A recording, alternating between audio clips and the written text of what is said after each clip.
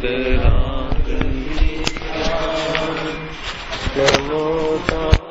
जाते वै अरहंतारि महा करि मंगल करि हो महा ग्रंथ करम सोता जाते मिले समाज सौ कामे निज पद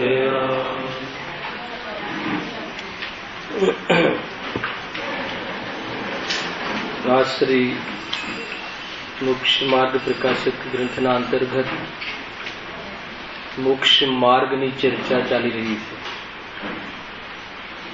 મોક્ષ માર્ગ કહો, સુખી થવાનો ઉપાય કહો, પ્રચુરલિનતામાં રહેલા એ મુનિના સ્વરૂપની ચર્ચા કહો, એક જ વાત છે. સંસારમાં દુઃખના ભાવ કરવાનું એકમાત્ર કોઈ સાધન પ્રયોગ હોય તો મોક્ષ માર્ગ છે, અર્થાત તો નિશ્ચય રત્નત્રય છે. નિશ્ચય સમ્યક દર્શન, નિશ્ચય સમ્યક જ્ઞાન, નિશ્ચય સમ્યક ચારિત્ર, આત્માનું આત્મામાં હમપણું, આત્માનું આત્મામાં આત્મા દ્વારા આત્મા વડે, સ્વયંમાં પોતાપણું, સ્વયંનું સ્વસંવેદન અને ઉપયોગનું એમાં વૃત્તિપણે સ્થિર રહેવું, એવું જે નિશ્ચય મોક્ષ માર્ગ છે, પરમાર્થ મોક્ષ માર્ગ છે, અભેદ રત્નત્રય છે, એ જ એકમાત્ર મોહને ટાળવા માટે સમર્થ છે. એ જ એકમાત્ર કર્મોને છેદવામાં સમર્થ છે. સ્વરૂપમાં રહે, રાગ ન આવે, કર્મ ન બંધાય, કાલ પ્રત્યાશક્તિમાં ભિન્ન ભિન્ન દ્રવ્યમાં થતા કાર્ય પોતાના દ્રવ્ય ગુણ પર્યાયપણે થયા કરે, એમાં કોઈ બંધને કરે કે મોક્ષને કરે વાત છે નહીં. આવું આત્માનું સ્વરૂપ છે. ખ્યાલ આવે કે નહીં? આત્મામાં રહે, સ્વરૂપની રુચિ છે, સ્વરૂપમાં ઉપયોગ રમ્યા રહે, રાગ ન વર્તાય, કર્મ ન બંધાય. એમાં આત્માએ શું કર્યું? આત્માએ તો આનંદ કર્યો. રાગ ન રહ્યો એ રાગનું કાર્ય, કર્મ તૂટ્યા એ પૂતગલનું કાર્ય. એવી જાતિની જે પરમાર્થ માર્ગ છે એ માર્ગની ચર્ચા અહીંયા ચાલી રહી છે. ગ્રંથના માધ્યમથી આચાર્ય ઉપાધ્યાય સાધુના સામાન્ય સ્વરૂપની ચર્ચા આપણે કરી ચૂક્યા છીએ. એમાં બે પ્રકારના માર્ગની મુખ્યતાથી ચર્ચા કહી કે નિશ્ચય સ્વરૂપ કેવું હોય છે મુનિ દશાનું અને વ્યવહાર સ્વરૂપ કેવું હોય છે એની ચર્ચા કહી. તો ત્યાંથી આપણને વિકલ્પ આવ્યો કે પહેલા નિશ્ચય માર્ગ ને વ્યવહાર માર્ગની થોડો ખુલાસો કરીએ. તો ત્યાં કોઈ માર્ગ નિશ્ચય અર્થાત તો કોઈ માર્ગ વ્યવહાર એમ છે નહીં. બે પરિણામ આત્મામાં જે ચારિત્ર ગુણની સાધક દશા મિશ્ર દશામાં જે વિતરાગ પરિણામ ઉત્પન્ન થયું છે એ રાગને દૂર કરવા, આનંદને પ્રાપ્ત કરવા સમર્થ છે. આત્મ સદસ્ય પરિણામ છે. દ્રવ્ય તો જે પણ કોઈનું હોય અથવા જે કોઈ દ્રવ્ય હોય તે વિતરાગી હોય છે, એમાં કોઈની અપેક્ષા હોતી નથી. એવું જે સ્વરૂપ છે અને એના સદૃશ્ય, એના અવલંબન રૂપ વિતરાગ પરિણતિ ઉપજે છે એ વાસ્તવમાં નિશ્ચય મોક્ષ માર્ગ છે. અને જ્યાં સુધી પૂર્ણતા થતી નથી ત્યાં સુધી જેટલી ખોટ વર્તાય છે, જેટલો રાગ રહે છે, એને ઉપચારથી મોક્ષ માર્ગ કહ્યો. કે નિશ્ચય મોક્ષ માર્ગની સાથે કેવા પરિણામ રહી શકે છે. પરમાર્થ જ્યાં સુધી પૂર્ણતાને પ્રાપ્ત નથી થતી પર્યાય ત્યાં સુધી આવી જાતિનો રાગ રહે છે. અને એ જે રાગ રહે છે એ મુનિદશામાં તો શુદ્ધોપયોગમાં જવામાં હેતુ બને છે, એટલે એમને ઉપચારથી પણ મોક્ષ માર્ગ કહ્યું છે. વાસ્તવમાં ઉપચારથી મોક્ષ માર્ગ કહેવાનો અર્થ એ થયો કે પરિણામ પર ઉપચાર આવે છે, કેમ કે મોક્ષ માર્ગ એક જ હોય છે. મોક્ષ માર્ગમાં રહેવા વાળા જીવો ક્યાં ક્યાં રહે છે જ્યારે ઉપયોગ બહાર આવે છે એનું જ્ઞાન કરાવવામાં આવ્યું છે. એની ચર્ચા થોડું પેમ્પલેટના માધ્યમથી કરીશું. જ્યાં જ્યાં આવશ્યકતા લાગશે ત્યાં આગળના પીરિયડનું કોઈ ક્વેરી હશે તો વિસ્તારથી ચેક કરીશું. આપણે અહીંયા પૂછ્યું કે મોક્ષ માર્ગનું કયા બે પ્રકારે નિરૂપણ છે એની ચર્ચા થઈ ચૂકી. કે જે સત્યાર્થ રૂપ છે તે તો નિશ્ચય મોક્ષ માર્ગ છે, અને તેમાં જે નિમિત્ત કારણ રૂપ છે તે ઉપચારથી વ્યવહાર મોક્ષ માર્ગ છે. એટલે કોઈ પરિણતિ નિશ્ચય, કોઈ પરિણતિ વ્યવહાર એમ નહીં. તે જ પરિણતિમાં જેટલું સ્વરૂપની ઓરથી જે સ્વરૂપ છે એટલું જીવવું છે એવું કહેવું એ નિશ્ચય, અને જેટલી ખોટ છે બતાવવું છતાંય મોક્ષ માર્ગ નામ આપવું એ ઉપચાર છે. સત્યાર્થ માર્ગ છે જે સતના આશ્રય ઉત્પન્ન થયો છે, સત્યાર્થ માર્ગ છે. અને સત્યાર્થ માર્ગની સાથે રહેવા વાળો પ્રોટેક્શન રૂપ એટલે વિશેષ તીવ્ર કસાયમાં ન આવી અને જેટલી વિતરાગતા છે ખંડિત ન કરે એટલું શ્રેય જ્યાં શુભ ભાવનું છે એ ભાવોને ત્યાં ઉપચાર મોક્ષ માર્ગ કહે છે, વ્યવહાર મોક્ષ માર્ગ કહે છે, વિશેષ મોક્ષ માર્ગ કહે છે. વાસ્તવમાં એ રાગનું વિશેષ છે, વાસ્તવમાં એ વિતરાગતાનું વિશેષ નથી.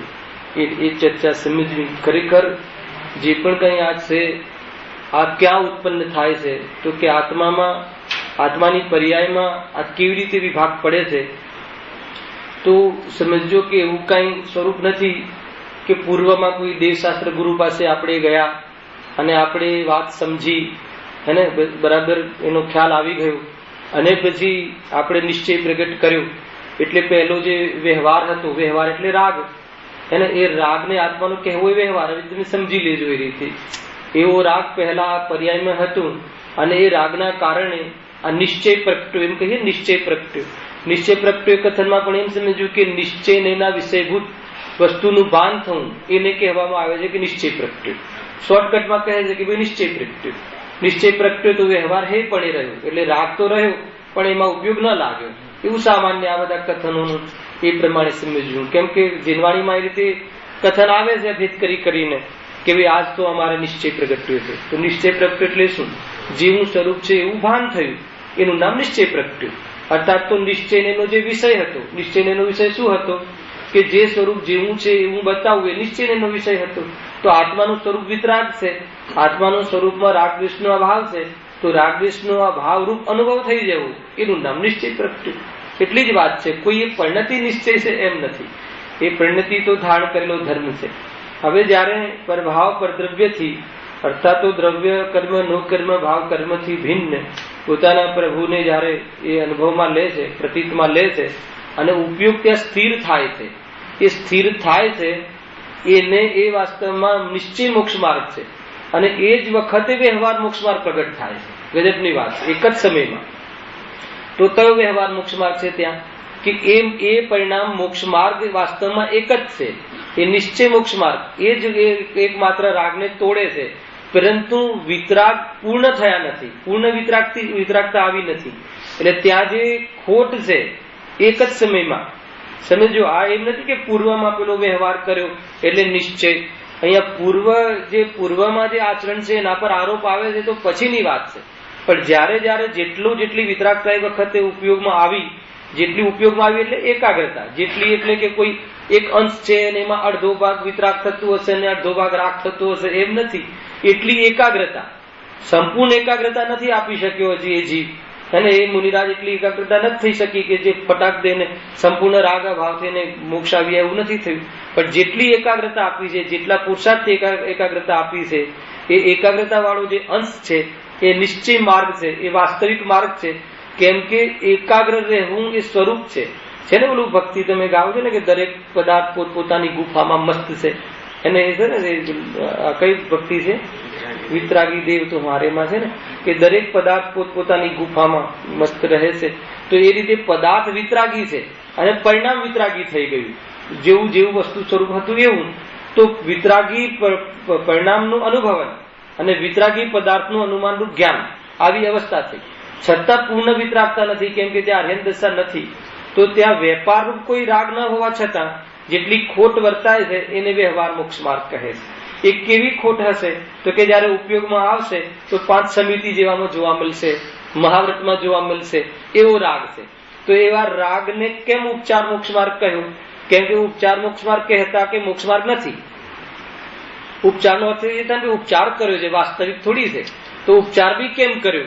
તો કહે કે એની સાથે આટલો રાગ રહ્યો છે અને રાગ સકલ ચારિત્રમાં અર્થાત તો એ રીતે વિતરાગતા પ્રગટ કરવાની જે સ્થિતિ છે મુનિરાજની 6ઠા 7મા વાળી, એમાં બાધા પેદા કરતું નથી. યદ્યપિ એમાં નિમિત્ત બને છે.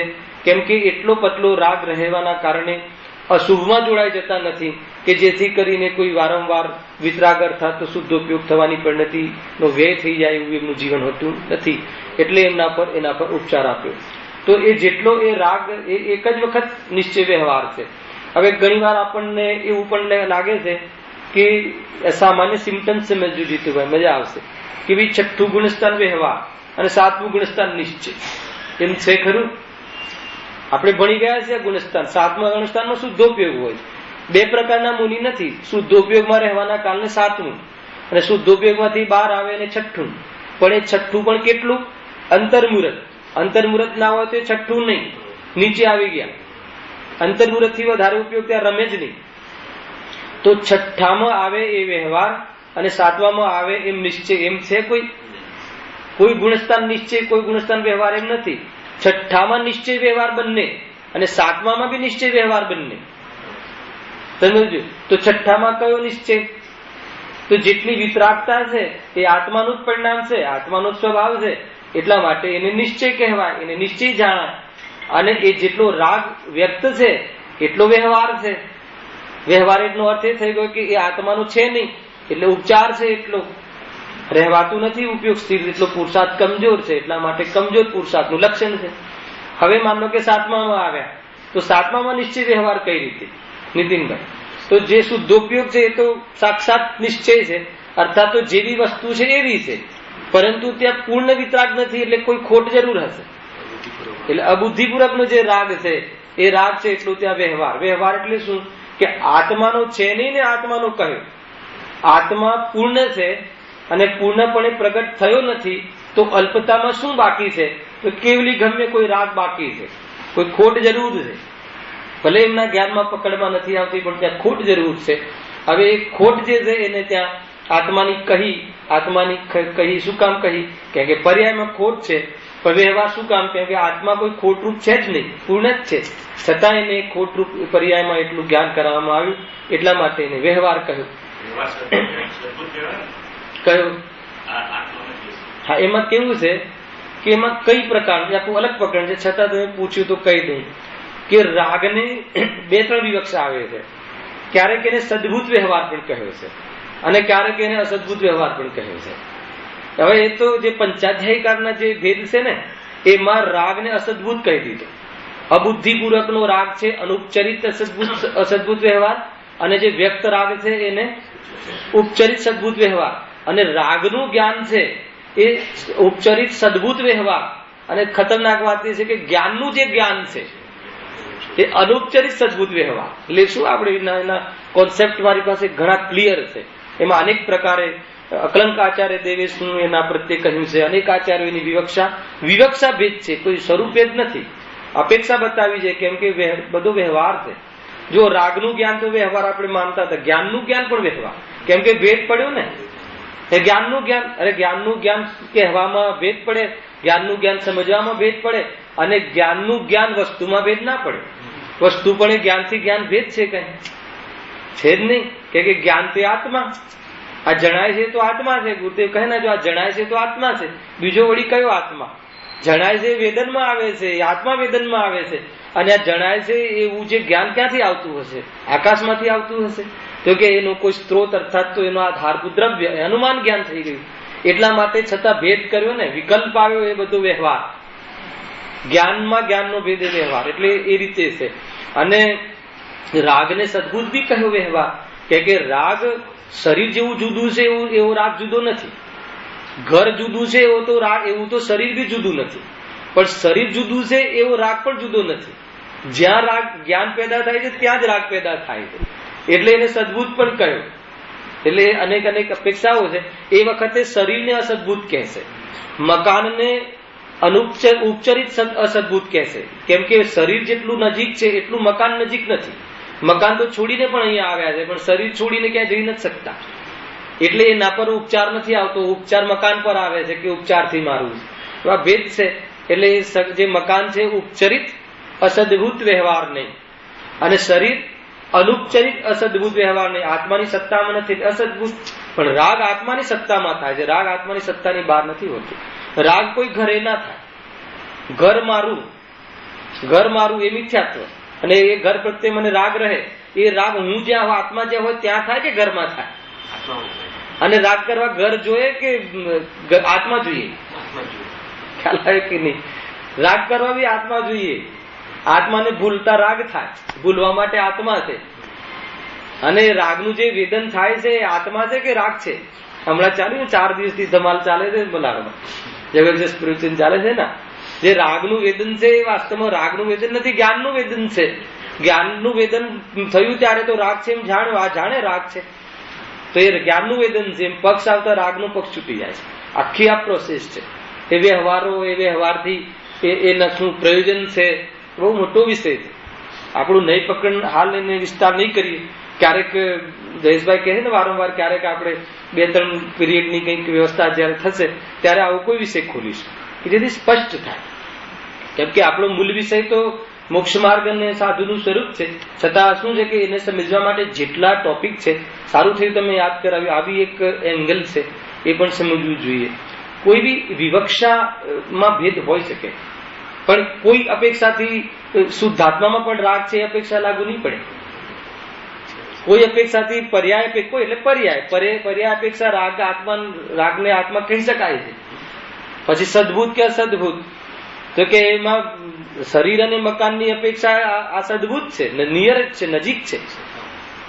ખ્યાલ આવે કે એ રીતે છે. એમાં પછી અબુદ્ધિપૂર્વકનો રાગ છે એને અનુપચાર કહેશું, અને જે દેખાય છે રાગ એને ઉપચાર કહેશું. એવા ઘણા ભેદ પ્રભેદ છે. વ્યવહારના ભેદ છે, પાછા નિશ્ચયના પણ ભેદ છે. હવે નિશ્ચયમાં ભેદ ના હોય, નિશ્ચય નહીંમાં ભેદ છે. જાણવામાં ભેદ છે. ભેદ કરીને જાણવું એ શુદ્ધ જ્ઞાનનો ધર્મ છે. સમજો, આ જેને વિશેષ જ્ઞાન હશે એને તો પકડાશે આ વાત. અને શુદ્ધ જ્ઞાનના અંશ છે આ નહિતું, પણ વિકલ્પાત્મક છે એટલે ધર્મ નથી, નયાતીત ધર્મ છે. જ્યાં સુધી શુદ્ધ જ્ઞાનમાં વિકલ્પ તો વસ્તુ સમજવાની પદ્ધતિ છે. મુખ્ય ગૌણને નયા નય કહે છે. વસ્તુમાં એક ધર્મને મુખ્ય કરી અને બાકીના કોઈ પ્રયોજન વિશેષ બીજા ધર્મને ગૌણ કરી વસ્તુની વિશેષ પરિચય કરે ત્યારે તો નહીં લાગવું પડે. ખાલી ધર્મ પર મોહિત થઈ જાય એમ નહીં, ધર્મી પર મોહિત થવાની વાત છે. વસ્તુનો નિર્ણય કરવો જોઈએ. ઘણી વિવક્ષાઓ છે ભાઈ, આ તો સમજવું પડશે. આમાં કઈ ડરવા જેવું પણ નથી. પણ ક્યારેક તમને એમ લાગશે કે કોઈ વિવક્ષાથી આમ કહો છો, કોઈ વિવક્ષાથી આમ કહો છો. એ તો એ વખતે શું પ્રયોજન છે એ કહેશું. જયારે પુત્રનું પ્રયોજન હશે, માની લો કે મને મારો દીકરો બેઠો હોય ત્યારે કોઈ મને પૂછે કે આ કોણ છે, તો હું કહીશ પુત્ર છે મારો. ખ્યાલ આવ્યો કે નહીં? પણ એના દીકરાનું જ્ઞાન કરાવવું હશે તો કહીશ કે આનો પિતા છે આ. તો કોઈ બીજો બેઠો કે હાલ તો તમે પુત્ર કહ્યો ને હવે પિતા કહો છો, તો કે બે ધર્મ કોઈ અપેક્ષા વિદ્યમાન છે. હવે તમારે શું સમજવું છે? મારી અપેક્ષા સમજવું હોય તો મારો દીકરો છે, અને એના દીકરાની અપેક્ષા સમજવું હોય તો એ બાપ છે. તો કે એ બાપ છે અને એ બેટો છે, બે ધર્મ ત્યાં મોજૂદ છે. એવું અનેક રીતે એને સમજવું. વસ્તુનો નિર્ણય, હવે શું નિર્ણય કરાવવો છે એ વખતે શું પ્રયોજન છે, એ પ્રયોજનના આધાર પર વિવક્ષા ભેદ પડે છે. પણ છતાં પણ એ વાસ્તવમાં જોઈએ તો બાપ અને બેટો પર્યાના ધર્મ છે. વાસ્તવમાં તો પર્યાની લાયકાત છે. એ ખરેખર તો એ આત્મા છે. એ વળી પાછું અલગ શુદ્ધ નહીંની વાત આવી. પરમાર્થી જોવા જઈએ તો બાપનો અનુભવ કરે છે એટલો રાગ છે, અને રાગ છે એ અપેક્ષા બાપ તરીકે પોતાને માને છે, એટલે બારમાં બાપ તરીકેની પ્રવૃત્તિ દેખાય છે. અને એ વખતે બાપ તરીકે છે નહીં પરમાર્થી જોવામાં આવે તો એ શુદ્ધાત્મા છે. તો એને બાપ સંબંધી રસ છૂટી જાય તો જંગલનો માર્ગ ખુલી જાય. કોણ બેટો ને કોણ બાપ, કેમ કે કોઈ આત્માને બાપ ને બેટો હોતો નથી. એ તો રાગના સંબંધો છે. રાગ તૂટી જાય તો સંબંધો પછી કયા રહે? એનું નામ મુનિદશા. એ રીતે આ વ્યવહારોથી ને નિશ્ચયોથી એક છે ને જીતુભાઈ, એક આખું સૈદ્ધાંતિક ચર્ચા છે, અને એક સૈદ્ધાંતિક ચર્ચા સાથે પ્રયોજન પૂર્વક ચર્ચા છે. એટલે આપણી ચર્ચાઓ જે છે ને એ સિદ્ધાંત સાથે સાથે પ્રયોજન આવે. એટલે આનંદ આપણને એટલા માટે આવે કે આપણને કઈ ખ્યાલ આવે. નહીં તો એક આખો ક્લાસ એવો પણ લઈએ કે નય સંબંધી તમને યાદ કરાવી દઈએ કે આ નયની વિવક્ષા હે ને, પરંતુ ખબર નહીં મારા જીવનમાં એવું મને યાદ કરાવવા સંબંધી પરિણામ નથી આવતું. ભાવ પાસન થવું જોઈએ. સીધો ખ્યાલ આવવો જોઈએ કે ભાઈ વિતરાગતા છે ધર્મ છે. અને બહુ ચાલે છે 4 દિવસથી કે મુનિ કહેતા આપણને વિતરાગતા યાદ આવવી જોઈએ. એમને ઘર નથી, વસ્ત્ર નથી, એમ નહીં, રાગ નથી. એમને રાગ નથી. રાગ નથી એટલું જ માત્ર છે કે આનંદ છે. તો રાગ નથી એટલે ખાલી છે, ખાલી થઈ ગયા. અરે આનંદથી ભરેલી અવસ્થા છે, ભરિતાવસ્થ અવસ્થા છે. કેટલી પ્રચુર અંદરમાં આનંદનું વેદન હશે, સમજવા જેવી વાત છે. સમજો ભાઈ. હા, એટલે આપણે વાત ત્યાં હતી કે એક જ સમયમાં એક જ પરિણતિને બે નામ આપ્યા. બે નિરૂપણ શબ્દ છે ને, કે ભાઈ બે રીતે નિરૂપણ છે. તો બે રીતે નિરૂપણ એટલે કથન, અને કથન કે બીજી રીતે કહીએ બે રીતે જાણવામાં આવે છે. તો કે બે રીતે જાણવામાં કેમ આવે છે? કેમ કે એવો ભેદ પડ્યો છે, રાગ અને જ્ઞાનનો ભેદ પડ્યો છે. અને અજ્ઞાનીને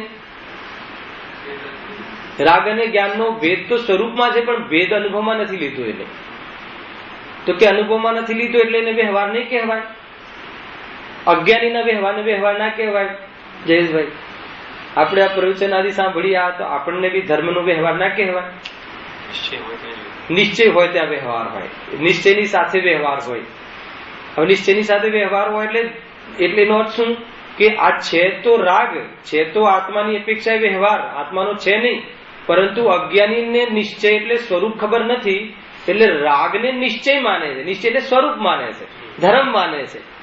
આ રાગને ધર્મ માનીને કરે છે. એટલા માટે એને ભેદ નથી પડ્યો. પણ છે ભેદ, એ ના માને તો બી ભેદ છે. એમ માને કે નહીં મને ધર્મ થશે, મને આ શુભ ભાવથી, તો એ નામ માનવાથી થોડી ધર્મ થઈ જશે. શુભ ભાવનું લક્ષણ તો બંધ છે, એટલે એને તો બંધ જ થશે. પણ એ શું માનીને એ ભોગવે છે? એને ધર્મ માનીને ભોગવે છે. એટલે એને વ્યવહાર ને નિશ્ચયનો ભેદ જ નથી. એટલે એને રાગ અને જ્ઞાનનો ભેદ નથી. એટલે ક્યાં ભેદ નથી? દ્રષ્ટિમાં. અને ક્યાં ભેદ છે? સ્વરૂપમાં. ગજબની વાત છે. સ્વરૂપમાં તો ભેદ છે, તો દ્રષ્ટિમાં ભેદ નથી. એટલે દ્રષ્ટિમાં ભેદ એને લીધો જ નથી, એટલે એનો લાભ લેતો નથી એમ. અને લાભ લેતો નથી તો વસ્તુ બદલાઈ જાય. કોઈ સૂર્યને ચંદ્ર માનીને, ચાંદની માનીને એમાં શીતળતાનો અનુભવ કરવા પ્રયાસ કરે તો સૂર્ય ચંદ્ર થઈ જાય? ક્યારે પણ ન થાય. તો એ રીતે છે. એટલા માટે ગભરાવા જેવું નથી કે આપણો આત્મા એઝ ઇટ ઇઝ, જેમ છે એમ પરિપૂર્ણ છે. એ રીતે સમજવું ભાઈ. હવે બે મોક્ષ માર્ગની ચર્ચા આપણે અહીંયા સમજીએ છીએ. કોને નિશ્ચય મોક્ષ માર્ગ કહેવાય અને કોને વ્યવહાર મોક્ષ માર્ગ કહેવાય. એક જ સમયમાં એક જ પરિણામને બે રીતે નિરૂપણ કરવામાં આવ્યું, અને એક જ સમયમાં એક જ જીવને એક જ ગુણની પર્યાયમાં આ પ્રમાણે બે પ્રકારનું અર્થાત તો મિશ્ર દશા ઉત્પન્ન થાય છે. જ્યાં આત્મામાં લીનતા થાય પ્રતીતિ પૂર્વક, એનું નામ વિતરાગ દશા છે. પૂર્ણ દશા પ્રગટ થઈ નથી, એટલો એને હજુ વ્યવહાર ઉભો છે, અર્થાત રાગ ઉભો છે. છતાં મોક્ષ માર્ગમાં આટલો રાગ રહી શકે છે, અને આટલો રાગ રહેવા છતાં માર્ગ ભ્રષ્ટ થતો નથી. પરંતુ આ રાગ અને આ જ્ઞાન અર્થાત વિતરાગતા બંનેને મોક્ષ માર્ગ માની લે તો મિથ્યાત્વ થઈ જાય. બે હોવામાં વાંધો નથી, બેમાં ભેળસેળ કરે તો ભૂલ થઈ જાય. દુનિયામાં બે શું અનંત છે? અરે આત્મામાં બે શું અનંત છે? પરંતુ જ્ઞાનથી શ્રદ્ધા માને ને શ્રદ્ધાથી જ્ઞાન માને તો દોષ આવી જાય. ખ્યાલ આવ્યો કે નહીં? શ્રદ્ધાથી જ્ઞાન થાય કે જ્ઞાનથી શ્રદ્ધા થાય? હે ને? ગુરુદેવ ને કોઈ કહે કે એક ગુણમાં બીજા ગુણનું રૂપ છે એમ કહ્યું છે ને તમે, તર્કે અમને ખબર છે, પણ અહીંયા શું કહેવું છે સમજો. જો સમ્યક શ્રદ્ધા પૂર્વક સમ્યક જ્ઞાન થાય, પણ સમ્યક શ્રદ્ધાથી સમ્યક જ્ઞાન ના થાય. ઘણા તર્ક છે ગિરીશભાઈ. સમ્યક શ્રદ્ધાથી સમ્યક જ્ઞાન થતું હોય તો શ્રદ્ધા તો જયારે થાય છે ત્યારે પૂરી થાય છે, તો જ્ઞાન તરત પૂરું થઈ જવું જોઈએ. અને સમ્યક શ્રદ્ધા અને સમ્યક જ્ઞાનથી જો ચારિત્ર થતું હોય તો ચારિત્ર તરત પૂર્ણ થવું જોઈએ. ચારિત્ર તો 12મી પૂરું થાય છે, અને આમ કુલ મળીને વાસ્તવ પરમાર્થથી સમજીએ તો 14મી પૂરું થાય છે સિદ્ધ અવસ્થામાં. ઘણા લોજિક છે, એ રીતે પણ સમજવું. લોજિક થી પણ ખ્યાલ આવે કે આમ સ્વરૂપ છે નહીં. અને એટલે જ પ્રશ્ન છે. ઘણા કે શ્રદ્ધા તો છે અને રાગ દેખાય છે, તો કે બે અલગ ગુણ છે ને. અને ઘણા એનો દુરુપયોગ કરે છે. શ્રદ્ધા તો આત્માની રાખવી અને વ્રતશીલ આદિ કરીને વ્યવહાર બી નિભાવો. એ કયો આભાસ થયો? ઉભયાવાસી. હે ને? મતલબ કે શાસ્ત્રમાં તો બંને પક્ષ તો બતાવ્યા છે, અને એક પક્ષ રાખીએ ને એક પક્ષ ન રાખીએ તો જીનવાણીને ખોટું લાગે. એટલે આપણે તો બે પક્ષ, શ્રદ્ધા તો આમ રાખવી અને પર્યાયમાં બધું ચારિત્ર આદિ કરવું. એમ છે નહીં. એ તો આવશે જયારે એ સાતમો અધિકાર તો હૃદય ખીલી જાય એવું છે. એમ લાગે કે શું સ્વરૂપ છે. સાતમો અધિકાર ગુરુદેવ પણ વખાણ કરતા. વાસ્તવમાં આપણે તો 4-5 વર્ષ ઘરે ચાલ્યું રાકેશભાઈ રાત્રિમાં, ડેલી લેતા એટલો મોટો અધિકાર છે અને આપણી ભ્રમણા નષ્ટ કરી દે. તમે આમ બી વાંચી જાઓ તો ખ્યાલ આવે એવું છે. એ રીતે છે વાત. ક્યાં હતી કે અજ્ઞાની જે આત્મભાન વગરનો અજ્ઞાની, એને જે આ વ્યવહાર છે એને વ્યવહાર ધર્મ પણ નહીં કહેવાય, ઉપચાર પણ નહીં લાગુ પડે. તો એને શું કહેવાશે? તો કે આભાસ કહેવાશે. કોઈનો કોઈ આભાસ જરૂર હશે. એને કાં તો ઉભ્યાભાસ હશે, કાં તો વ્યવહાર આભાસ. આભાસ કોને કહેવાય? છે નહીં અને ભાસ થઈ જાય. શું છે નહીં? ધર્મ છે નહીં અને ધર્મનો ભાસ થઈ જાય, આભાસ. કેમ? કેમ કે ધર્મની ખબર નથી. કયો ધર્મ? કે વિતરાગ ધર્મ. તો ક્યારે વિતરાગ ધર્મ થાય? આ રાગના રહેવામાં વિતરાગ ધર્મ ચાલુ રહે છે, કોઈ તકલીફ નથી. આ રાગ અને આત્મા બે ભિન્ન છે એવું જે અંદર પ્રતીતિ આવે અને રાગમાં ઉપયોગ ન રહીને આત્મામાં લીન થઈ જાય, એવી જે શુદ્ધોપયોગની જે પદ્ધતિ છે તમારે હમણાં આવ્યું સ્વરૂપ આચરણ ચારિત્રનો જે અંશ છે, પોતે પોતા વડે અને આપને અનુભવ કરે, ઘણી બધી વાત આવે. તો એ છે વાસ્તવમાં સમ્યક દર્શન, સમ્યક જ્ઞાન, સમ્યક ચારિત્ર, રત્નત્રય, નિશ્ચય રત્નત્રય, ધર્મ, પરમાર્થ, વાસ્તવિક આત્મ પરિણામ, આત્માનું લક્ષણ, આત્માનું ચિહ્ન. જેવો આત્મા એટલે સ્વ, હું કેવો છું? તો કે હું રાગ વગરનો છું, પુણ્ય વગરનો છું, પાપ વગરનો છું, શરીર વગરનો છું. તો સાનો શું છું? તો કે જ્ઞાન વાળો છું, દર્શન વાળો છું. આત્મામાં વિતરાગ ચૈતન્યતા ભરી પડી છે, કોઈ કોઈ રૂપે થાય છે નહીં. એવી જાતિનું બ્રહ્મચારી મારો પદાર્થ છે, એવી જાતિનો અનુભવ આવે તો રાગ રાગની જગ્યાએ જ્ઞાન, જ્ઞાનની જગ્યાએ બે ધારા આનંદ કાલથી વહે, કોઈ તકલીફ નથી. એ રીતે છે. નષ્ટ થવું હોય ને રાગ, એને આવી જાતિની બુદ્ધિ અને આવી જાતિની પ્રતીતિ ઝલકે છે. જુઓ હવે આપણે પ્રશ્ન નંબર 9. નિશ્ચય મોક્ષ માર્ગ કોને કહે છે? નિશ્ચય મોક્ષ માર્ગ એટલે શું ભોગીવાય? પરમાર્થ માર્ગ. બરાબર છે ને? સમજાય છે ને? અમારા ચિંતામણીના ખાસ શ્રોતા છે ને, બહુ ભદ્ર જીવ છે. મોક્ષ માર્ગ નું કયા બે? નિશ્ચય મોક્ષ માર્ગ કોને કહે છે? ત્રિકાળી. પહેલા તો પ્રશ્ન સમજીએ. નિશ્ચય મોક્ષ માર્ગ એટલે પરમાર્થ. પરમાર્થ એટલે સાચો માર્ગ, સત્યાર્થ. તો કોઈ ખોટો મોક્ષ માર્ગ બી હશે, વિપરીત બી હશે કે નહીં? ખોટો નહીં, વિપરીત નહીં. એ મોક્ષ માર્ગની સાથે રહેવા વાળો ઉપચાર. રાગ ખોટો જ એમ નથી કેવું. રાગ તો સાચો છે, રાગ રૂપે તું, પણ એ માર્ગ નથી. કયો? પરમાર્થ નથી. કોઈ એમ કહે કે રાગ જ નથી તો ખોટો છે. કોઈ એમ કહે કે રાગથી થાય છે તો ઓર ખોટો છે. હાલ આવ્યો કે નહીં? રાગ એટલે શુભરાગ અહીંયા લેવો છે. ઉપચારમાં શુભરાગ, વ્રત, શીલ, સંયમ, દર્શનના ભાવ, સ્તુતિ, વંદના, એ ભાવ, એની વાત છે. ત્રિકાળી ધ્રુવ જ્ઞાનાનંદ સ્વભાવી, નિજ ભગવાન આત્મામાં અહમપણું. અને આ પ્રયોગમાં બી લેશું. ત્રિકાળી ધ્રુવ જ્ઞાનાનંદ સ્વભાવી. ક્યાં છે આ ત્રિકાળી ધ્રુવ જ્ઞાનાનંદ સ્વભાવી? ગુરુદેવ પાસે, સિદ્ધો પાસે. ક્યાં છે? આપણી પાસે. કઈ રીતે ખબર પડી? હે ને? મતલબ જીનવાણી થી ખબર પડી, પેપર થી ખબર પડી, પાનાથી ખબર, દાનાથી ખબર પડી, જ્ઞાનથી ખબર ના પડી આ જીવને. હે ને? લક્ષણ મોજૂદ છે. બહુ લીધું ને હમણાં કે વેદન. આ સંવેદન એ જ્ઞાનનો ધર્મ છે અને આ સંવેદન છે સ્વ છે, એ અહમપણું છે. આ સંવેદન જે આ વેદન, સંવેદન તો જ્ઞાન સંવેદન છે. જ્ઞાન વગર આ બધું જાણે કોણ? એટલે આ વેદનમાં જ્ઞાન છે અને એ સ્વ છે, એ હું છું, એ પોતાપણું, અહમપણું આવી ગયું. વિશ્વાસ થઈ ગયો કે આ જાણવા વાળો જ હું છું, કરવા વાળો નથી. તો આ ઘણા લક્ષણથી અહમપણું. આ પ્રયોગ અહમપણું. કોઈ કે આમ થાય કે થાય ને, શું કામ ન થાય?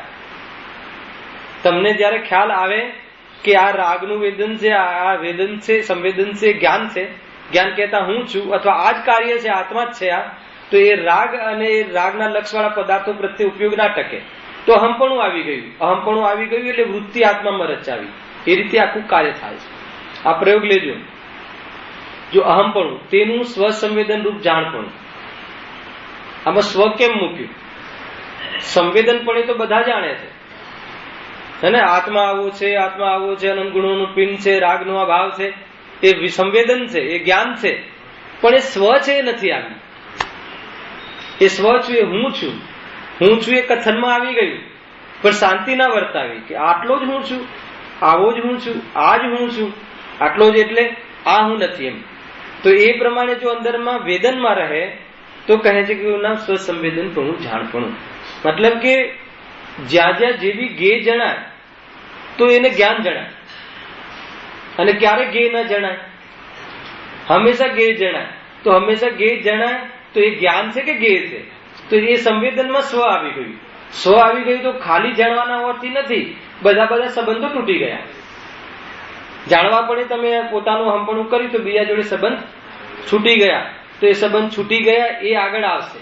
સંબંધ છૂટી ગયાનો અર્થ એ થયો કે તથા તેમાં ઉપયોગની લીનતા, એટલે બધા જોડે સંબંધ છૂટી ગયા. શ્રદ્ધામાં તો છૂટી ગયા, પણ ઉપયોગમાં પણ છૂટી ગયા. શ્રદ્ધામાં છૂટી ગયા એટલે કે જેમ અનંતકાળથી સ્વરૂપ છે એમ સર્વજ્ઞે જોયું છે ને સ્વરૂપ એમ છે એવી શ્રદ્ધા થઈ ગઈ. 3 કાળમાં પણ એ માને નહીં કે આ આનાથી થાય, અથવા જણાય છે એ આનાથી જણાય છે. તો જણાય છે એ જાણવા પણ એ આત્મા છે એવી શ્રદ્ધા, એનું સ્વસંવેદન પણ શ્રદ્ધામાં અને જ્ઞાનના બલે હવે ઉપયોગમાં પણ છૂટી ગયું. ઉપયોગમાં એટલે હવે મારે શાસ્ત્ર ભણવું છે, મારે આ લક્ષ કઈને સમજવું છે, ઉપયોગ ન રહ્યો તો એને સ્થિરતા કહેવાય છે, એને ચારિત્ર કહેવાય છે. આવી જે એક પરિણતિ છે એને વિતરાગ દશા કહેવાય છે, આને નિશ્ચય મોક્ષ માર્ગ કહેવાય છે, આને નિર્વિકલ્પ દશા કહેવાય છે, આને અભેદ રત્નત્રય કહેવાય છે, આને પ્રચુર લીનતા કહેવાય છે, આને મોક્ષ માર્ગ કહેવાય છે. ખ્યાલ આવ્યો કે નહીં? આને શું કહેવાય છે એ એમને ખબર ના હોય તો પણ આ છે. ખ્યાલ આવ્યો કે નહીં? એવી જાતિનું સ્વરૂપ છે. તો આજે નિશ્ચય મોક્ષ માર્ગ કહો, અભેદ રત્નત્રય કહો, અર્થાત એક નિર્વિકલ્પ દશા કહો. તો જુઓ, નિર્વિકલ્પ દશા પર વજન આપો. આ નિર્વિકલ્પ દશાને પરમાર્થ કહી. ભાઈ ખ્યાલ અપૂર્વ પરમાર્થ કહી. પરમાર્થ એટલે વાસ્તવિક, રિયલ, આ સ્વરૂપ છે. તો કેમ પરમાર્થ છે? આ નિર્વિકલ્પ અવસ્થા કેમ પરમાર્થ છે? કેમ કે વસ્તુ નિર્વિકલ્પ છે. વસ્તુ તમે નિર્વિકલ્પ જોઈ? તમે અનંત ગુણ જોયા? તમારા દ્રવ્ય નથી જોયું, જોવામાં પણ ના આવે. અનુભવ થાય તો પણ ક્ષેત્રથી જોવામાં ના આવે, પ્રદેશ પ્રત્યક્ષ નથી. પરંતુ આ નિર્વિકલ્પ જે દશા થઈ, હવે દશા થઈ એ કયા બળેથી? આત્મ બળે થઈ. વિશેષ વિચાર કરી અને વિચાર છૂટીને નિર્વિકલ્પ દશા થઈ.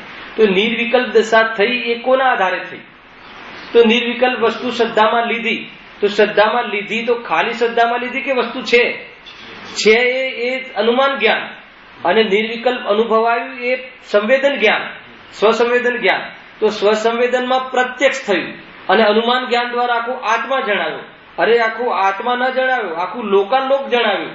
કેમ કે લોકાલોક થી ભિન્ન જણાવ્યું, એટલે લોકાલોક બી જણાવ્યું જેટલું પ્રયોજન હતું એટલું, અને આત્મા પણ જણાવ્યો અનુમાન જ્ઞાન દ્વારા.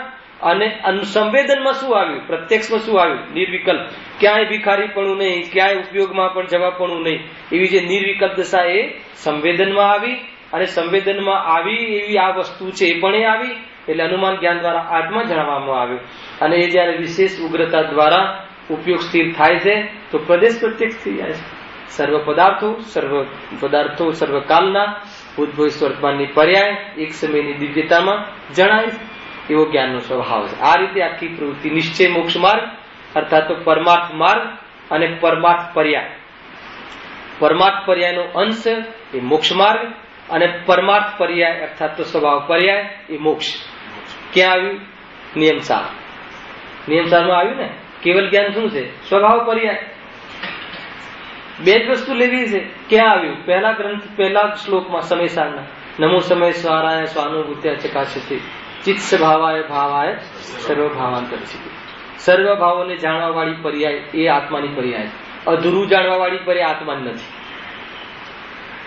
ખ્યાલ આવે કે નહીં? કેમ કે આત્મા પૂરો છે ને, પૂર્વ જાણવાનું સામર્થ્ય ખીલી જાય એવી આત્માની પર્યાય. સર્વ ભાવાંતર છે, આત્મામાં રહીને સર્વ પદાર્થોને જાણે એવી આત્માની પર્યાય છે. ઘણી બધી આનાથી લિંક થશે. તમારે જેને અભ્યાસ હશે ને એટલે તો બધા શ્લોક ગાથાઓ અહીંયા ટચ થશે, અને અભ્યાસ નહીં હોય ને અભ્યાસ થશે. એવું નથી કે બધી ગાથાઓનો અભ્યાસ કરવો, એટલો અભ્યાસ કરવો છે કે આ વાસ્તવિક સ્વરૂપ જે આપણે આત્માને મેળવવો કઈ રીતે? તો કે આ જાણવા રૂપે પરિણમે છે, સંવેદન છે. અને મેળ્યો ક્યારે કહેવાય? એ સ્વ છે અને મેળ્યો કહેવાય. બસ આટલું છે. પોતાપણું થયું તો મેળ્યો કહેવાય. અને મેળવવો કઈ રીતે? કે સંવેદન છે. કોને જાણ્યું? આ ક્રોધ થયો, કોને જાણ્યું? જાણવું એ પણ વેદન ન થાય તો ક્રોધનો ખ્યાલ ના આવે. પણ ક્રોધ અને જાણવાની સંધિ એટલી છે કે વેદન જ્ઞાનનું છે ને માને છે ક્રોધનું. તો એ જ્ઞાન જે સંધિમાં તૂટે તો એ જ્ઞાન ક્યાંથી આવ્યું? ક્રોધમાંથી આવ્યું. ક્રોધ જ્ઞાનમાં આવી ગયો કે ગાયક છે, એ ગાયક છે, એમાં અહમપણું, સ્વપણું, એટલે નિર્ભય થઈ ગયું એ સ્વપણું, અહમપણું. એ અહમપણું થયું એ વાસ્તવમાં સમ્યક દર્શન, અને એ સ્વસંવેદન થયું એ સમ્યક જ્ઞાન, અને ઉપયોગ ત્યાં ન રમ્યો એનું નામ સમ્યક ચારિત્ર. એ સ્વરૂપ રૂપ આચરણ એવી જાતિનો અંશ જાગૃત થયો. આવી આખી એક પરિણતિ એટલે એક પર્યાયમાં એ અનંત ગુણ અર્થાત તો 3 ગુણની આવી વિતરાગ દશા, એવી દશા નિર્વિકલ્પ. તો આ નિર્વિકલ્પ દશા એ હું છું કે આ નિર્વિકલ્પ દશા જે વસ્તુ આવી હતી એટલે આપણને આવો અનુભવમાં આવ્યું, એવી વસ્તુ હું છું. ખ્યાલ આવે કે નહીં? એટલે એ દશા ઉપર પણ મોહ નહીં, મને સમ્યક દર્શન છે એવું અભિમાન નહીં. ખ્યાલ આવે કે નહીં? આવી આખી વસ્તુનું સ્વરૂપ છે. બરાબર સૂક્ષ્મતાથી સમજજો ભાઈ. માર્ગ તો આ છે, સરળતા છે. આમાં કઈ છે નહીં. આમાં રાગ નથી એવું ક્યાં કહ્યું? રાગ હું નથી એમ કહ્યું. ખ્યાલ આવે કે નહીં? રાગ હું નથી એ પક્ષ છે, અને પક્ષ છે તો લક્ષ ત્યાં બનતું નથી. જ્યાં સંબંધ તૂટ્યો ત્યાં કેટલી વાર ઉભા રહીએ, હે ને? સૂતક કોને કેટલું લાગે? જેટલો રાગ હોય એટલું લાગે, અને રાગ ના હોય ને કયું સૂતક લાગે? ખ્યાલ આવે કે નહીં? બસ એવી જ આ જ વાત છે અહીંયા. એટલે ઉભો ન રહે, ઉપયોગ ત્યાં વર્તાતો નથી. એને પરમાર્થ માર્ગ કહે છે. આવો માર્ગ રહીએ. આને શું કામ પરમાર્થમાં મોક્ષ માર્ગ કહ્યો? નીતિનભાઈ ને પરમાર્થ શું કામ કહ્યું? કેમ કે આ રાગને નાશ કરવામાં સમર્થ છે. અને કઈ રીતે નાશ થયો? સિમ્પલ છે ને. તમે તમારામાં રહ્યા તો હવે રાગ ક્યાં રહ્યો? હવે રાગ ના રહ્યો એનું નામ રાગનો નાશ રહ્યો. છતાં એટલી પૂર્ણ એકાગ્રતા નથી, એટલે થોડી ખોટ છે. તો એ ખોટ ક્યારે હતી? જ્યારથી વિતરાગતા થઈ ત્યારથી હતી. હવે ઉપયોગમાં આવી તો ઉપયોગમાં કઈ રીતે વર્તાય? તો એમના 28 મૂળગુણની મેનુ ફિક્સ છે, એનાથી વધારે નહીં. ત્યાં ત્યાં દેખાય છે તો ત્યાં ત્યાં દેખાય છે, એના પર ઉપચાર કયો? ઉપચાર આવ્યો. ઉપચાર મોક્ષ માર્ગ છે. વિકલ્પ છે આ બધા. આટલો વિકલ્પ આવે છે તો ઉપચાર પણ કેમ આવ્યો? ખ્યાલ આવે? ઉપચાર કેમ આવ્યો? કેમ કે ઉપચાર પણ એટલા માટે આવ્યો કે એ છૂટીને અંદરમાં જાય. એ છૂટીને જો સ્વરૂપમાં ન જતા હોય તો ઉપચાર પણ ના આવે. હવે આપણે એ છૂટીને અંદરમાં જતા હોઈએ તો આપણે ઉપચાર આવે. હવે છૂટીને અંદર તો જતા જ નથી, ઉપરથી એમાંથી છૂટતા જ નથી.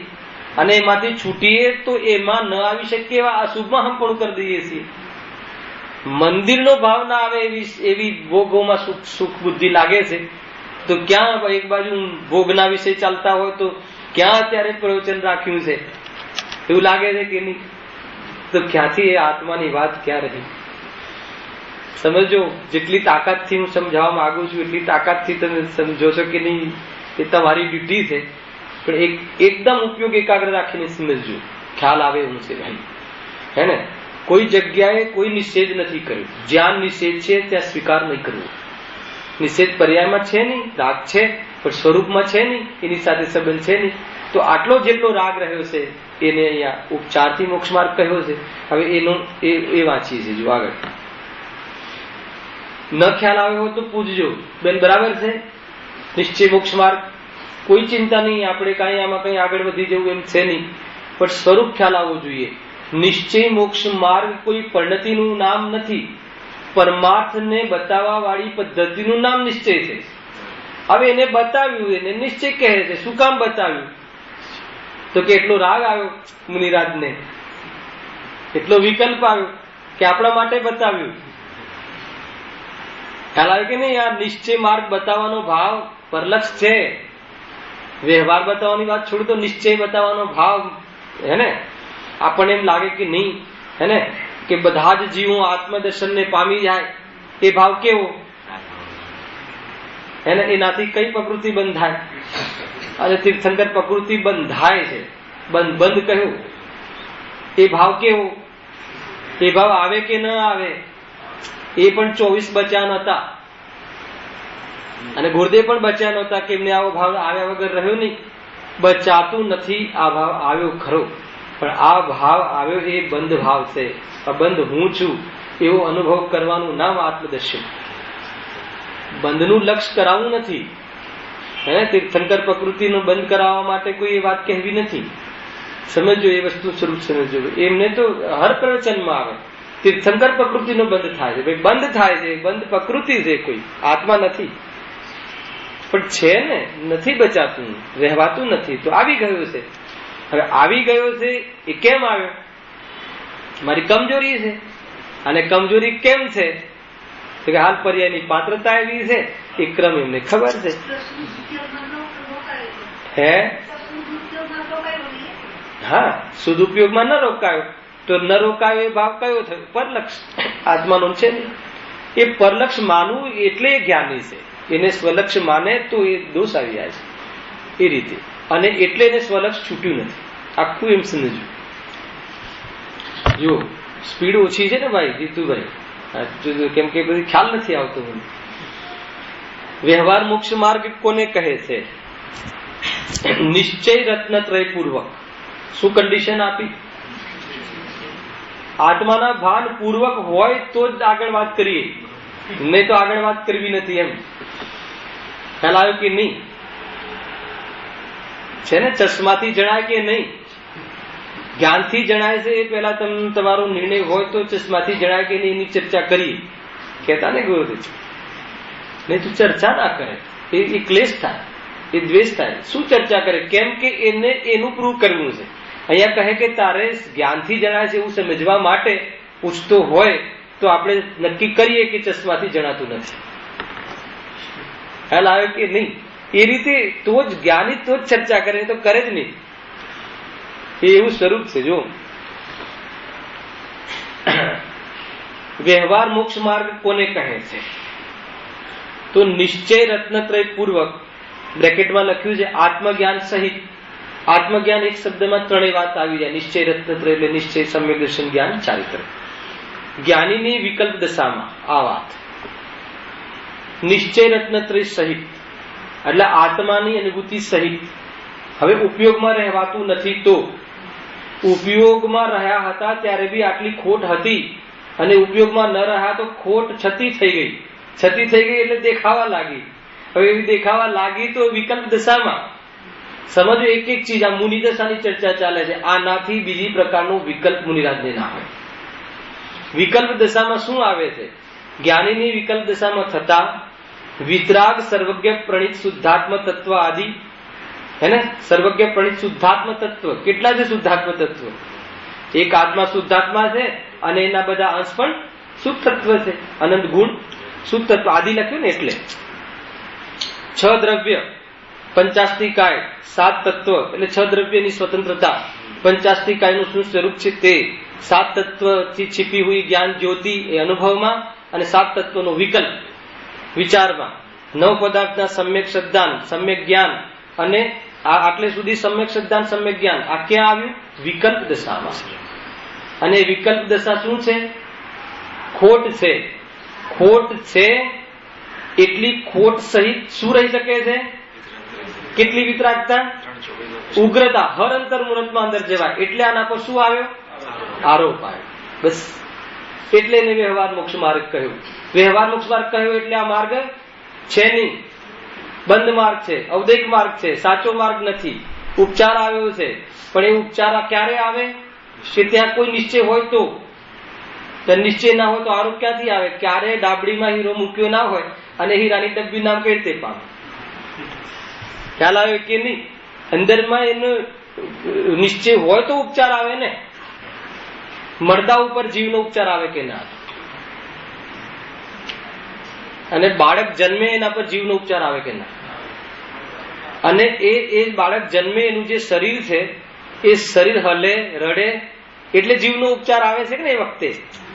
તો એ વખતે અંદરમાં એ જ્ઞાન પદાર્થ છે એ મળદું હોત તો એના પર જીવનો ઉપચાર ન આવે. અને જીવનો ઉપચાર શરીર પર આવે ક્યારે? કે એમાં જીવ હોય ત્યારે. અને શું કામ ઉપચાર આવે? કે ત્યાં જીવ રહેલો છે બતાવવા માટે. પ્રયોજન એટલું છે. એ પ્રયોજનથી કોઈ અન્ય પ્રયોજન હોય તો નહીં નથી. એ નહીં પણ નથી, જીનવાણી નથી. શરીરને જીવ બતાવવાના અનેક પ્રકારની અપેક્ષાઓ હોય છે કે નહીં? લોકમાં છે ને, આ શરીર આમ હોય તો તમે જીવશો, શરીર આમ હોય તો તમે જીવશો. તો કે શરીરથી જીવતો નથી, અંદરમાં જીવ છે, જીવત્વ શક્તિથી જીવે છે. અને શરીરમાં અહીંયા સંયોગમાં રહ્યું છે ત્યાં આવો જીવ છે. કેવો? કે જીવત્વ શક્તિથી. એ બતાવવા માટે ઉપચાર આવે છે. અંદરમાં નિશ્ચય હોય તો આરોપ આવે ને. અંદરમાં મતલબ કે અંદરમાં જ્ઞાન જ ના હોય, આત્મા જ ના હોય શરીરમાં, તો એમાં જીવનો ઉપચાર આવે? ઉપચારે ના આવે ને જીવ જેવો વ્યવહાર પણ થતો નથી.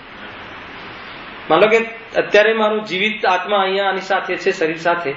હવે આત્મા અહીંયાથી ક્ષેત્રાંતર થઈ જાય તો મારી સાથે અત્યારે તમે જે વ્યવહાર કરો છો એવો વ્યવહાર આની સાથે કરશો શરીર સાથે. કેમ કે ઉપચાર પણ નથી લાગુ પડતો અને એવો ઉપચાર વ્યવહાર વિકલ્પ પણ આવતો નથી. ખ્યાલ આવ્યો કે નહીં? બસ આ તમે સંધિ સમજો, આનંદ આવી જશે. એટલે આનંદ આવી જશે એટલે ભેદ વર્તાઈ જશે. કોઈ ચીજ તમે માથે નહીં લો, એમ ચિંતા નહીં કરતા કોઈ સ્વચ્છંદ નહીં થઈ જાય, સ્વતંત્ર થઈ જશે. કે આશ્રય આવી જશે. આત્માનો આશ્રય આવી જાય તો એ સમજો કહેવાય. આત્માનો આશ્રય એટલે સ્વરૂપમાં હંપણું આવી ગયું અને રાગ નહીં રહ્યો કે રાગમાં હંપણું ના રહ્યું, અહંપણું ન રહ્યું તો પરિણામમાં બી રાગથી વિરક્ત થઈને ઉપયોગમાં પણ રાગ ન રહ્યો. એ પૂરી દશાને વિતરાગ દશા કહે છે. પરમાર્થ છે.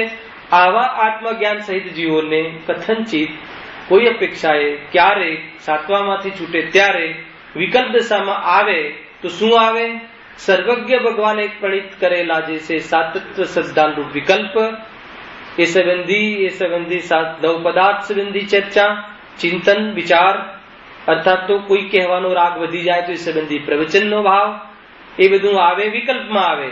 અને આ વિકલ્પ તે આત્મા નથી એવું ભાન વર્તાય એનું નામ મુનિ દશા છે. તો એ વ્યવહાર.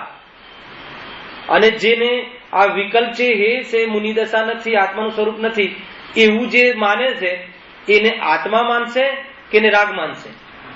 આત્મા માનશે એટલે પોતાપણે માનશે કે રાગ માનશે? પોતાપણે માનશે એટલે એનાથી સુખ માનશે કે દુઃખ માનશે? સુખ માનશે એટલે એનાથી બંધ માનશે કે અબંધ માનશે? અર્થાત એનાથી ધર્મ માનશે કે રાગ માનશે? તેનાથી ધર્મ માનશે. તો ધર્મ માનશે એને વ્યવહાર નિશ્ચય બે ભેદ પડ્યા છે કે નથી પડ્યા? નથી પડ્યા તો એને વ્યવહાર ધર્મ કહેવાશે કે નહીં કહેવાય? નહીં કહેવાય. સિદ્ધ થાય છે કે નહીં? ત્યાં ને ત્યાં લોજિક થી સિદ્ધ થાય છે. એટલે અજ્ઞાની ને વ્યવહાર ધર્મ નથી. આપણે તો એમ કહીને આવ્યું ને આટલો તો વ્યવહાર કરવો જોઈએ ને આટલો તો વ્યવહાર ધર્મ કરવો જોઈએ ને. અરે આત્માનો અનુભવ કરવો જોઈએ, આત્માનો અનુભવ કરવો જોઈએ. એ આત્મજ્ઞાની પાસે જાય એમાં શું નવાય છે? અને જાય એનાથી આત્મજ્ઞાન થતું નથી. આત્મજ્ઞાન આત્માનાથી થાય છે. એવો અનુભવ કરી લે તો આરોપ આવે છે એમના પર. એમને એટલું જ શ્રેય છે. સર્વજ્ઞનો રોલ એટલો જ છે. એનાથી વધારે રોલ આવી ગયો જિંદગીમાં તો બરબાદ થઈ જશે. ખ્યાલ આવ્યો કે નહીં? ઉપેક્ષા હોવી જોઈએ અને સન્માન તો ગજબનું હોવું જોઈએ. પાંચ ઇન્દ્રિયોના વિષયમાં ઉછળે અને ભગવાનને જઈને ના ઉછળે એ કેમ બને? ઇન્દ્રિયાતીત કરવામાં નિમિત્ત બને. ભગવાનને જોઈને એવા જાતિનો રાગ ભક્તિ આવે ત્યારે નિમિત્તમાં સર્વજ્ઞ હોય છે. છતાં એ ભક્તિ, એ સમર્પિત ભાવ એ કોઈ આત્મલક્ષણ નથી. ખ્યાલમાં આવે છે કે નહીં? ગજબની ચર્ચા છે ભાઈ. જો હા, સમ્યક શ્રદ્ધાન, સમ્યક જ્ઞાન અને અહિંસાદી વ્રતશીલના પરિપાલન મન કસાયરૂપ ભેદ રત્નત્રય. સમજો, સમ્યક જ્ઞાન સુધી તો ખ્યાલ આવી ગયો. અને અહિંસા વ્રત જે મહાવ્રત આદિ પાલન કરે છે એનું આપણે ખુલાસા કરીશું પછીના પીરિયડોમાં, જે થોડુંક ચર્ચા રહી ગઈ છે. શીલના પરિપાલન મન કસાય, મન કસાય રૂપ ભેદ રત્નત્રય કહ્યું. ભેદ એટલે વિકલ્પ. કયા વિકલ્પ? વ્રતના વિકલ્પ.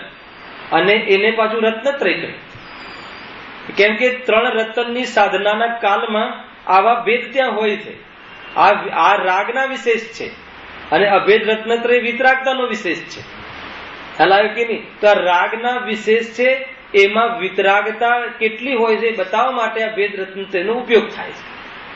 ખ્યાલ આવ્યો કે નહીં? આપણે માની લો કે શિખરજી કોઈ મળે, ભાઈ આ પૂરો શિખરજીમાં કોઈ મળે, ભલે તમારો ત્યાં એ સંબંધી વેપાર હોય, ત્યાં કોઈ વેપાર કરવા આવતા હોય, પણ સામે વાળો જીવ તો હું તમને મળી જાઉં તો શું પૂછીશ?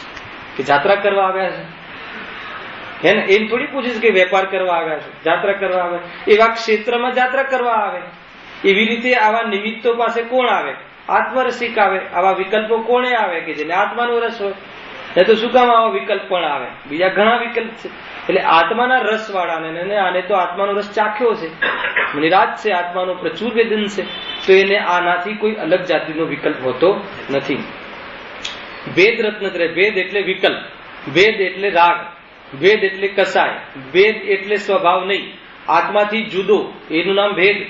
અને આ ભેદ રત્નત્રયધારી આત્મજ્ઞાની મુનિરાજોને આવી જાતિના વિકલ્પો આવે છે. એને વ્યવહાર મોક્ષ માર્ગ કહે છે, એટલે એને ઉપચારથી મોક્ષ માર્ગ કહે છે. મોક્ષ માર્ગનું નિરૂપણ, કથન પદ્ધતિ, જાણવાની રીત બે છે. મોક્ષ માર્ગ એક છે. તો એક મોક્ષ માર્ગને બે કેમ કહ્યા? બે નથી, એકમાં જેટલો પરમાર્થ છે એ મોક્ષ માર્ગ છે, અને આટલા પરમાર્થના કાળમાં જેટલો આટલી ખોટ રહે છે એને ઉપચાર એટલા માટે લાગુ પડ્યો કે એ મોક્ષ માર્ગનું ઘોતક છે. મોક્ષ માર્ગ બતાવે છે કે હા, મુનિરાજ જંગલમાં રહે છે, એનો અર્થ કે વિશ્વના તમામ પદાર્થોનો રાગ છૂટી ગયો છે. રાગ છૂટી ગયો છે એ દેખાય તો તમારું જે ચિંતન છે પણ યથાર્થ. રાગ મટી ગયો છે એ દેખાય તો, અને જંગલમાં રહે છે, જો કેવી રીતે વાઘની વચ્ચે રહે છે, કોઈ ફાડી ખાય તો પણ સહન કરે છે, તો કે મુનિ સ્વરૂપ સમજ્યા નથી. રાગ તૂટી ગયો છે એમાં શું આશ્ચર્ય? રાગ તૂટી ગયો હોય ત્યાં ન જ દેખાય ને. વિતરાગતા આશ્ચર્ય નથી, રાગ આશ્ચર્ય છે કે વિતરાગ આટલો આખો પિંડ પડ્યો છે તો પણ રાગમાં ક્યાં સુધી આ જીવ રમે છે. આશ્ચર્ય એ વાત નહીં, જ્ઞાનીને આશ્ચર્ય એ લાગે છે. છતાંય તો કથન છે, શું કરે? જેટલો રાગ દેખાય છે તો અહીંયા જ દેખાય ને, છતાં પણ સ્વરૂપ તો એ નથી. એવું ભાનથી જોવે છે, એટલે પર્યાય દ્રષ્ટિથી જોતા નથી. એ પર્યાયનું યથાર્થ જ્ઞાન છે. એવી અનેક પ્રકારે આ વિધિ સમજવી છે ને. સમય હા આગળ 7-8 મિનિટ છે ને, 15 મિનિટ. અચ્છા, હવે નિશ્ચય રત્નત્રય રૂપ મોક્ષ માર્ગનું શું ફળ છે? એનું ફળ શું છે? જે પરમાર્થ કહ્યું, બે માર્ગ ચાલે ને. માર્ગ એક પણ બે પરિણામ. એક સમયમાં બે અપૂર્ણ પરિણામમાં રાગ છે એટલે અપૂર્ણ, અને વિતરાગતા છે એટલે એટલો અંદરમાં સ્વભાવ. તો એનું શું ફળ છે? સુખ. એ લખ્યું મોક્ષ અથવા પૂર્ણ સુખ. એનાથી પૂર્ણ સુખ આવશે, મોક્ષ થશે, મુક્ત થશે. શાનાથી મુક્ત થશે? જેટલો રાગ આવ્યો છે વ્યવહાર રત્નત્રય, એનાથી મુક્ત થશે. કોણ? મુનિરાજ. કેમ મુક્ત થશે? કે રાગ આત્મામાં છે નહીં. રાગ આત્મામાં છે નહીં એટલે મુક્ત થશે, કે શુભ અશુભ આત્મામાં છે નહીં એવો અનુભવ છે એટલે મુક્ત થશે. હાલ કે નહીં? શુભ અશુભ ભાવ આત્મામાં નથી એ તો મારે તમારે પણ નથી, પરંતુ એવું અનુભવમાં આવે તો સુખ છે. આપણને એવું લાગે છે કે અશુભ કરીએ ત્યારે સુખ છે, શુભ કરીએ ત્યારે સુખ છે. આ કહે છે કે એનાથી નિવૃત્ત થાય ત્યારે સુખ છે. હે ને? કાંઈ કરવા પણ આત્મામાં ન રહે, અર્થાત તો જ્ઞાતા દ્રષ્ટાપણે રહે, નિર્ભાર રહે, કોઈ વિકલ્પ જ ન આવે તો સુખ છે. નિર્વિકલ્પતા સુખ છે, નિર્ભાર પણ. એમ વ્યવહાર રત્નત્રયનું ફળ શું છે? ખ્યાલ આવ્યો કે નહીં? મુનિરાજને જે વ્યવહાર રત્નત્રય એટલે આ 28 મુગુરના પાલનના ભાવ, શાસ્ત્ર રચવાના ભાવ આવ્યા, એનું ફળ શું છે? તો આ રચના કરીએ સારી કે ખોટી? આપણા માટે ગુરુદેવે આ 42 વર્ષ આત્માની વાત કહી, એનું ફળ શું છે? સ્વર્ગ છે, મોક્ષ નથી. સ્વર્ગમાં ગયા. ગુરુદેવને જઈને પૂછજો, પ્રભુ આપ સ્વર્ગમાં આવ્યા છો? ખ્યાલ આવ્યો કે નહીં? એનું ફળ સ્વર્ગ મળ્યું, મોક્ષે નથી ગયા. તો પેલી વિતરાગતા હતી એનું શું થયું? તો કે વિતરાગતા હતી એ અત્યારે ત્યાં છે, એટલે આનંદમાં છે, એટલે સ્વર્ગમાં નથી. ખ્યાલ આવ્યો કે નહીં? એ છે આ દશા. અને એ ના હોય અને સ્વર્ગમાં જાય એની શું દશા થાય? એકેન્દ્રિયમાં જાય એટલો પ્રચુર વેદન કરે, એટલો એ જળોની જેમ વિષયમાં મુકાય, મફતમાં મળે છે. જો એક સીધું છે, આપણે ચીલની ભાજી થાય છે ને, આપણે ગુજરાતીઓમાં, મારા તો દેશમાં ચીલની ભાજી બહુ હોય છે, ઘઉંની સાથે ઉગે. તો ચીલની ભાજીનું કોઈ વાવેતર કરતું હશે કે ઘઉંનું વાવેતર થાય? હવે ઘઉંનું વાવેતર થાય એની સાથે ચીલની ભાજી થાય કે ન થાય? પણ ચીલની ભાજી માટે કોઈ વાવેતર કરે? બસ એટલી વાત છે. એ સમજમાં આવી જાય તો આ સમજમાં આવી જાય. શુભ ધર્મ, શુભ ભાવ કોઈ ધર્મ માટે કરે, આત્માનો ધર્મ કરે અને પૂર્ણતા ના આવે એની સાથે શુભ થઈ જાય. અને કેવો થાય, કેટલો થાય તે દશામાં નક્કી છે. અને એ જયારે એવો થાય કે એ છૂટીને આત્મામાં આવે એવી જાતિનું હેતા હોય તો વ્યવહાર કહેવાય, અને હેતા ના હોય તો ન એને નિશ્ચય કહેવાય, ન એને વ્યવહાર કહેવાય, એને તો અધર્મી કહેવાય. એને તો નિશ્ચયાભાસ, વ્યવહારાભાસ, ઉભયાભાસ, આ ભાસમાં થતો ભ્રમ વાળો જીવ છે. એટલે આત્મદર્શન વગર કોરું છે ભાઈ. અને આ બધી જે આજે કહ્યું ને સવારે કીડા મકોડા બધા જે મરી જાય છે એવી રીતે આ જીવન પૂરું કરી નાખે છે, હે ને? એ પણ જીવન પૂરું કરીને મરી જાય છે. આપણે પણ આ રોટલાની પાછળ કરીને જીવન પૂરું કરીને ચાલ્યા જઈએ છે, હે ને? 100 લોકો આવશે કે 200 લોકો આવશે, તારે ક્યાં જવું છે? સ્મશાને, હે ને? યશ મળશે કે અપયશ મળશે, હે ને? અરે યશ અપયશ તારા હાથમાં ક્યાં છે? અને મળશે તું થોડી છે. તો એ પ્રકારની પર્યાય છે બહારની, એ ચોકટું છે.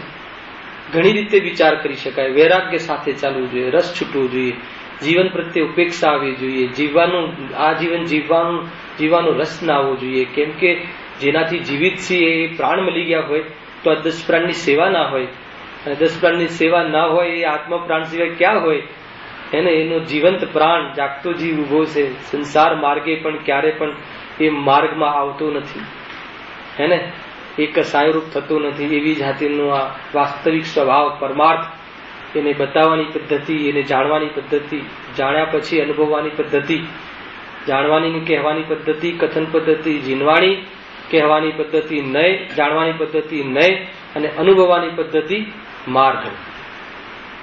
ખ્યાલ આવ્યો કે નહીં? કહેવાનું પણ છૂટી ગયું ને જાણવાનું એટલે વિકલ્પમાં જાણવાનું પણ છૂટી ગયું, અનુભવમાં આવી ગયું એ માર્ગ. અને એ અનુભવમાં રહે છે એને અસ્તિત્વમાં સંસાર હોતો નથી, સંસારને અનુભવમાં આવતો નથી. સ્વરૂપ આ છે.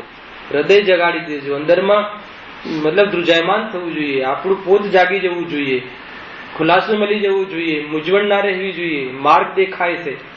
આ મોક્ષ માર્ગની ચર્ચા છે. મુક્ત થવાનો ધર્મ છે.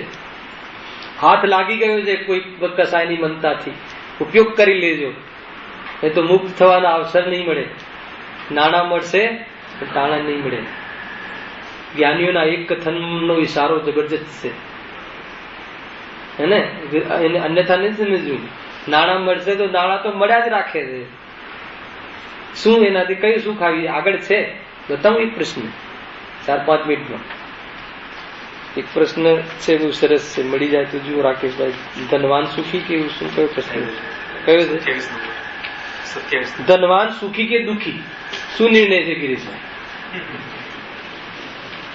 ધનવાન સુખી કે દુઃખી? જવાબ તો તમારી પાસે પત્ર છે. જવાબ બહુ સરસ છે. આ ગુરુદેવ માંથી લીધેલું છે, હે ને? જો લખ્યું, ધનવાન સુખી કે ન દુઃખી? 27 નથી? પ્રશ્ન નંબર 27. પેજ કદાચ આગળ પાછળ ઓલા એટેચ કરી દીધા હશે. પ્રશ્ન નંબર 27. શું વાત છે?